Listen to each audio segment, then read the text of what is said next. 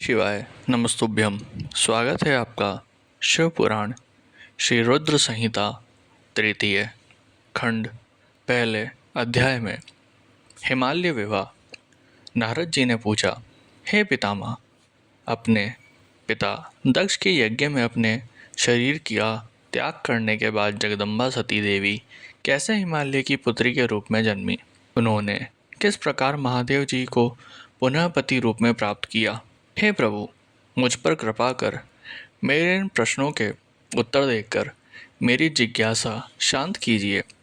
ब्रह्मा जी उत्तर देते हुए बोले, हे मुनिश्रेष्ठ नारद, उत्तर दिशा की ओर हिमवान नामक विशाल पर्वत है। ये पर्वत तेजस्वी और समृद्ध है तथा दो रूपों में प्रसिद्ध है। पहला स्थावर और दूसरा जंगम। उस पर्वत पर रत्नों की खान है। इस पर्वत के पूर्वी और पश्चिमी भाग समुद्र से लगे हुए हैं। हिमवान पर्वत पर अनेक प्रकार के जीव जंतु निर्भय होकर निवास करते हैं। हिम के विशाल भंडार पर्वत की शोभा बढ़ाते हैं। अनेक देवता, ऋषि मुनि और सिद्ध पुरुष उस पर्वत पर निवास करते हैं।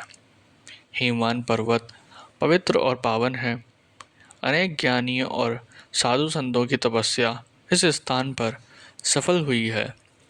भगवान शिव को ये पर्वत अत्यंत प्रिय है, क्योंकि इस पर प्रकृति का हर रंग देखने को मिलता है।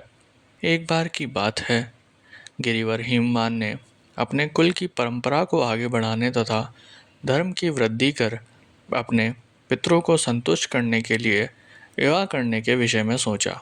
जब हिमवान ने विवाह करने का पूरा मन बना लिया, तब वे देवताओं के पास गए और उन देवताओं से बड़े संकोच के साथ अपने विवाह करने की इच्छा बताई।